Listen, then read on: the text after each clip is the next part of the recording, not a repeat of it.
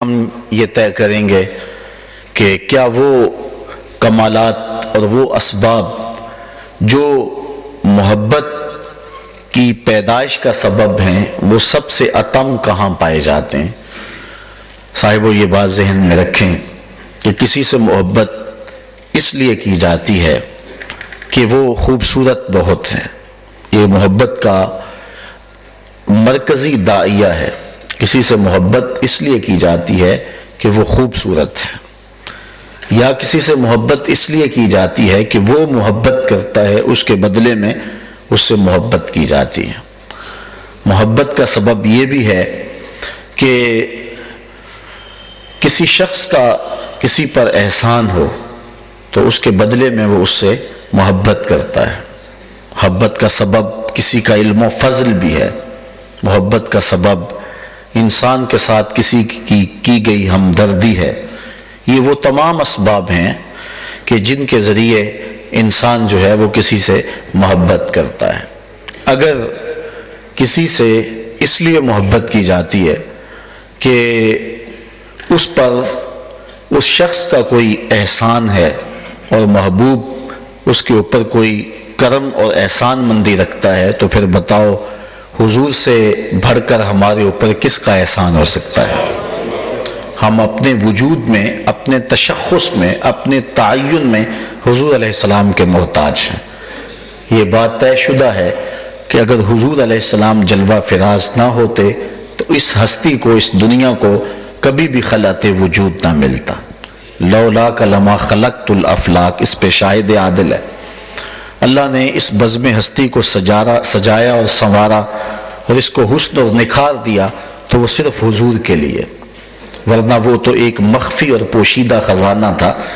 تو اس دنیا کے ظہور کا سبب مصطفیٰ کریم علیہ السلام کی ذات ہے۔ اس کو اقبال نے اپنے لہجے میں جب نظم کیا تو اس کا انداز یہ ہے کہ ہو نہ یہ پھول تو بلبل کا ترنم بھی نہ ہو، چمن دہر میں کلیوں کا تبسم بھی نہ ہو نہ یہ ساقی تو پھر میں بھی نہ ہو، خم بھی نہ ہو، بزم توحید بھی دنیا میں نہ ہو، تم بھی نہ ہو، خیمہ افلاک کا استادہ اسی نام سے ہے، نبض ہستی تب شامادہ اسی نام سے ہے۔ حضور کے سبب سے ہی کائنات کو خلعت وجود دیا گیا۔ محمد نہ ہوتے تو اے بندہ پرور خدا خود ہی ہوتا، خدائی نہ ہوتی۔ یہ کائنات کبھی بھی معاذ وجود میں نہ آتی اگر حضور جلوہ فراز نہ ہوتے۔ تو اگر کسی سے اس لیے محبت کی جاتی ہے کہ اس کا ہمارے اوپر کوئی احسان ہے اور احسان اس بات کا تقاضا کرتا ہے کہ اس سے محبت کی جائے، تو پھر سب سے زیادہ محبت ہم اپنے آقا و مولا سے کریں، اس لیے کہ ہم اپنے وجود اور اپنے تشخص میں بھی حضور علیہ السلام کے مرہون منت ہیں۔ اگر آپ نہ ہوتے تو ہمیں وجود اور تشخص ہی نصیب نہ ہوا ہوتا۔ کسی سے محبت اس لیے بھی کی جاتی ہے کہ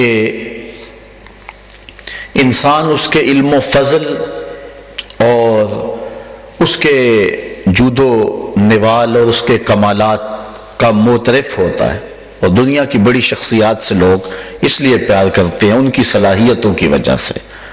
اگر اس جہت اور اس صورت میں اگر آپ کسی سے محبت کرنا چاہتے ہیں تو بتاؤ جو کمال حضور کو دیے گئے ہیں وہ کسی اور کا مقسوم ہے؟ بلغ العلا بکمالہ، جو حضور کو کمال دیے گئے، جو رفتیں حضور کو دی گئیں، جو بلندیاں، جو عزتیں اور جو سرخرویاں حضور کو دی گئیں، وہ نہ کسی نبی رسول کو دی گئی ہیں اور نہ کسی مخلوق کے شخص کو عطا کر دی گئی۔ کوئی فلک تیرا یار گیا، کوئی جا سدرا تے ہار گیا، ایک کالیاں زلفاں والا سی جڑا عرش تو بھی لنگ پار گیا۔ علماء نے اس بات کو بیان کیا ہے کہ حضور کے فضل و کمالات کی حد نہیں ہے۔ حضور علیہ السلام کے مجد و شرف کی حد ہی نہیں ہے، انسان کی کنہ سے باہر ہے۔ کوئی انسان جو ہے وہ ان کمالات اور ان مراتب اور حضور کے ان مدارج کی کنہ تک پہنچ نہیں سکتا۔ ہمارے درس نظامی میں ایک کتاب ہے داخل نصاب شرح عقائد نصفیہ، علامہ سعد الدین تفتازانی علیہ رحمہ کی علم کلام پر مشتمل کتاب ہے، جو اہل تشیع کے علاوہ تمام مکاتب فکر کے مدارس میں سبقاً پڑھائی جاتی ہے۔ اس کی شرح ہے النبراس اس میں علامہ عبدالعزیز فرہاروی علیہ رحمہ حضرت ابو الحسن رفاعی کا ایک قول نقل کرتے ہیں. کہتے ہیں کہ حضرت امام ابو الحسن رفاعی کہتے ہیں میں نے ایک دن روحانی طور پہ پرواز کی، اور اس میں اختلاف نہیں ہے کہ انسان کی روح پرواز کر سکتی ہے. کہتے حتیٰ سعادت تو فی الفوقانیات، یہاں تک کہ میں بہت اوپر چلا گیا، 7 لاکھ عرش عبور کر گیا. عرش ایک نہیں، عرش کئی ہیں. عالم امکان اور عالم امر کے درمیان عرش عالم برزخ ہے. جب اللہ تعالیٰ جل شانہ زمین پہ کوئی تجلی ڈالنا چاہتا ہے تو پہلے عرش پہ ڈالتا ہے. تجلیات عرش کے پردوں سے چھن کے پھر زمین پہ آتی. اگر ڈائریکٹ آ جائیں تو کوئی تاب ہی نہ لا سکے. یہی بہتر ہے کہ وہ پردے میں روح پوش رہے. وہ اگر پردہ اٹھا دے تو کسے ہوش رہے. ایک عرش نہیں، کئی عرش ہیں. وہ کہتے ہیں 7 لاکھ عرش عبور کر گیا. آواز آئی ابو الحسن رفاعی کدھر آ رہے ہو؟ تو کہتے ہیں میں نے عرض کی مالک معراج کی رات جس عرش کی چھاتی پہ محبوب کے قدم آئے تھے میں اس عرش کی تلاش میں نکلا ہوں. نہ سفر بشرط معال ہے، نہ طلب بقید سوال ہے. فقط ایک سیری ذوق کو میں بھٹک رہا ہوں کہاں کہاں. میرے دل کی یہ خلوتیں کئی بار سج کے اجڑ گئیں. مجھے بارہا یہ گما ہوا تم آ رہے ہو کشاں کشاں. کہا میں تو اس عرش کی تلاش میں ہوں. آواز آئی ارجے لا وصول اللہ کا. ابو الحسن رفاعی پلٹ جاؤ، تم کروڑوں سال بھی پرواز کرو لیکن جس عرش کی چھاتی پہ میرے محبوب کے قدم آئے تم کیا، تمہارا خیال بھی نہیں پہنچ سکتا. جس نبی کے قدم اتنے اونچے ہیں اس نبی کا سر کتنا اونچا ہوگا. یہ تو دماغ لوگوں کا خراب ہو گیا کہ ترازو لے کے نبی کو تولنے بیٹھ گئے. ایک کہتا ہے سیر ہے، دوسرا کہتا ہے سوا سیر ہے، تیسرا کہتا ہے ایک چٹانک اور ڈال لو. شرم نہیں آ رہی کس کو تول رہے ہیں؟ ڈٹھے ورق قرآن دے پھول سارے، تیری شان جیا نہیں کوئی ہور ڈٹھا. تیری شان دا کرے مقابلہ جڑا، انہوں عاشقاں اصلی چور ڈٹھا. کوئی نور آکھے کوئی بشر آکھے، پیندا رات دنے ایہو شور ڈٹھا. اللہ والیاں گل مکا دتی تساں ہور ڈٹھا ساں ہور ڈٹھا. تو حضور علیہ السلام کے کمالات اور حضور علیہ السلام کی رفتوں کی حد ہی نہیں ہے جس کو انسان پہنچ سکے. اگر کسی کے لیے کسی سے اس لیے محبت انسان کرتا ہے کہ وہ شرف و کمال بہت رکھتا ہے تو پھر حضور علیہ السلام ہماری محبتوں اور ہماری عقیدتوں کے مرکز ہوں، اس لیے کہ جو کمال حضور کو دیے گئے ہیں وہ کسی اور کا مقصود نہیں.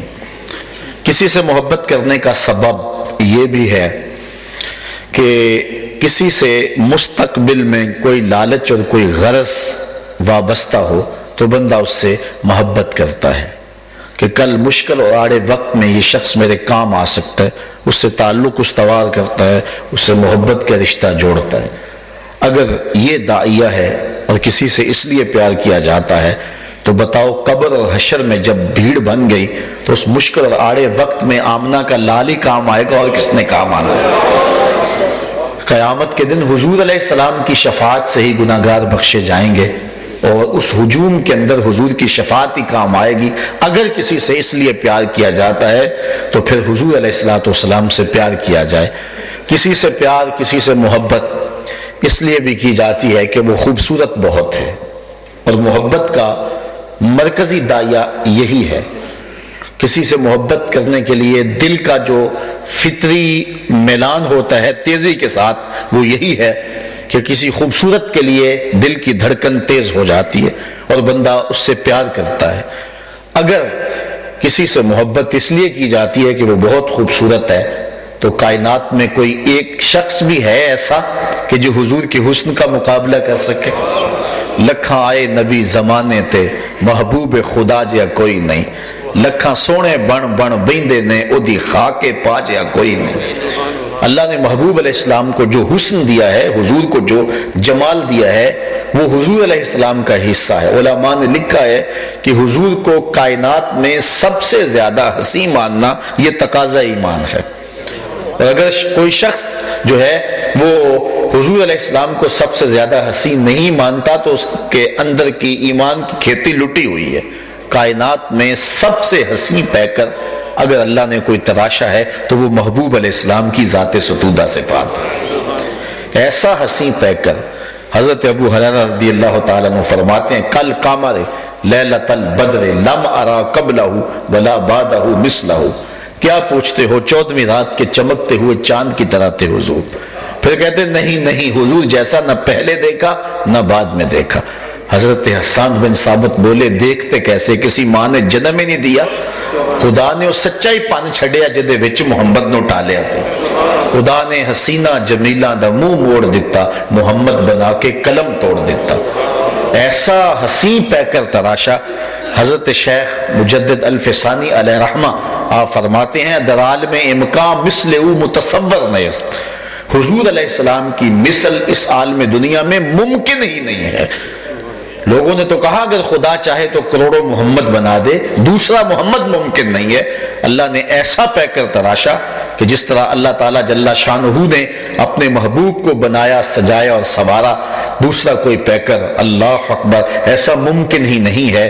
رخ مصطفیٰ ہے وہ آئینہ، اقبال کا لہجہ دیکھیے، رخ مصطفیٰ ہے وہ آئینہ کہ جس سا دوسرا آئینہ نہ کسی کی بزم خیال میں نہ دکان آئینہ ساز میں۔ جن دنوں میں لوگوں نے خاکے تراشے تھے تو میں نے جگہ جگہ کہا تھا کہ میاں خاکے تو اس کے تراشے جا سکتے ہیں جو خاکی ہے، جو پیکر نور ہے اور جس کی مثل ممکن ہی نہیں ہے، اس کے خاکے کیسے ہو سکتے؟ جس کا سایہ بھی نہیں رکھا گیا اس کا ثانی کیسے ہو سکتا ہے؟ لوگوں نے اپنے خب سے باطن کا اظہار کیا، لیکن حضور علیہ السلام، حضور کی عظمتوں اور حضور کی رفتوں کو نہ کوئی گھٹا سکتا ہے اور نہ کوئی حضور علیہ السلام کی عظمتوں کو آج تک کوئی کم کر سکا ہے۔ جس کے سر پہ وارا فانا لکا ذکر کا تاج میرے رب نے خود رکھا ہوا ہو، اس کی عظمتوں کو کون گھٹا سکتا ہے؟ یہ تو بد نصیب قوم اگر حضرت عیسیٰ علیہ السلام کی تعلیمات کو بھی سامنے رکھ دی تو کبھی ایسی جرأت نہ کرتی کہ حضور نبی رحمت صلی اللہ علیہ وسلم تو وہ عظیم المرتبت رسول ہیں کہ حضرت عیسیٰ نے جن کی عظمتوں کے قصیدے بیان کیے۔ انجیل برنباس میں لفظ ہیں کہ حضرت عیسیٰ علیہ السلام اپنی قوم کو کہہ رہے ہیں لوگوں میں جا رہا ہوں، میرے بعد اب وہی آئے گا، چلو میں نام بھی بتا دیتا ہوں، میں اس کا نام بھی بتا دیتا ہوں، مبشرم برسول یاتی من بعد اسمہ احمد۔ تو جب حضرت عیسیٰ کی زبان سے ہمارے آقا و مولا کے قصیدے سنے تو ایک حواری اٹھ کے کھڑا ہو گیا اور پوچھتا حضرت جس کے قصیدے آپ پڑھ رہے ہیں کیا وہ آپ سے بھی افضل ہوگا؟ ہر مرید کا خیال ہوتا ہے کہ میرے پیر سے افضل کون ہے، ہر شاگرد سوچتا ہے میرے استاد سے بہتر کون ہے، ہر کارکن سمجھتا ہے میرے لیڈر سے اعلیٰ کون ہے، ہر امتی کا مزاج ہے کہ میرے نبی سے بہتر کون ہو سکتا ہے۔ وہ تو بد نصیب ہے جو نبی بھی مانے اور عیب بھی نکالے۔ محبوباں تے نکتہ چینی جڑا کرن تو باز نہیں ہوندا، اصل منافق جانی اس نو او جھوٹے پیار جتاوندا۔ سانو دسیا عشق دے مفتی جڑا مڑ مڑ پیا فرماوندا، اعظم جتے دل لگ جاوے اوتھے عیب نظر نہیں آئے۔ عیب ہو بھی تو نظر اور جہاں ہو ہی نہ، خلقت مبرئا من کل عیب، جہاں عیب ہے ہی نہیں، محبوب میں تو عیب ہو بھی تو نظر نہیں آتا۔ علامہ رومی کہتے ہیں کسی نے لیلا کو دربار میں بلایا نا حاکم وقت نے، اور اس کو دیکھ کر کے کہا کہ میرا تو خیال تھا کہ تو بہت خوبصورت ہوگی۔ ایک شہزادے کے ہوش اڑ گئے، نام اس کا تشخص اس کا مٹ گیا، نام تو اس کا قیس تھا، دنیا اس کو مجنو کہتی ہے، اس کا تشخص بھی مٹ گیا، نام مجنو کر کے لوگ اسے پکارتے ہیں، اصل نام بھی بھول گئے، تیری محفل میں آ کے بدنام ہوئے، نگاہ زمانہ میں بے نام ہوئے، تو نے چاہا تھا، تو نے کہا تھا کہ نہ بچھڑیں گے ہم، تیرے ہی ہاتھوں سے نیلام ہوئے، تشخص جاتا رہا، نام مٹ گیا، تو اتنی حسین ہے کہ تو نے ایک شہزادے کے ہوش باختہ کر دیے، مجھے تو کچھ نظر نہیں آ رہا، گفت لیلا را خلیفہ کہاں تو ہی، وہ کہنے لگا کہ تو کیا ماجرا ہے کہ تو نے مجنو کو اس کے ہوش اڑا دیے، تجھے از دیگر خوباں تو افزو نیستی، باقی خوبصورت عورتوں سے تو کوئی انوکھی تو ہے نہیں، تو کوئی نرالی تو ہے نہیں، تیرے سے زیادہ تو حسین میری لونڈیاں ہیں، تو نے کون سا جادو کیا کہ ایک شہزادے کے ہوش اڑ گئے؟ تو لیلا نے جو جواب دیا، رومی علیہ رحمہ کہتے وہ مختصر تھا، دو لفظی جواب تھا، گفت خامش چوں تو مجنو نیستی، کہا بادشاہ چپ کر جا، تیری آنکھ مجنو والی جو نہیں، دیدائے مجنو اگر بودے تو رہا از دو عالم بے خطر بودے۔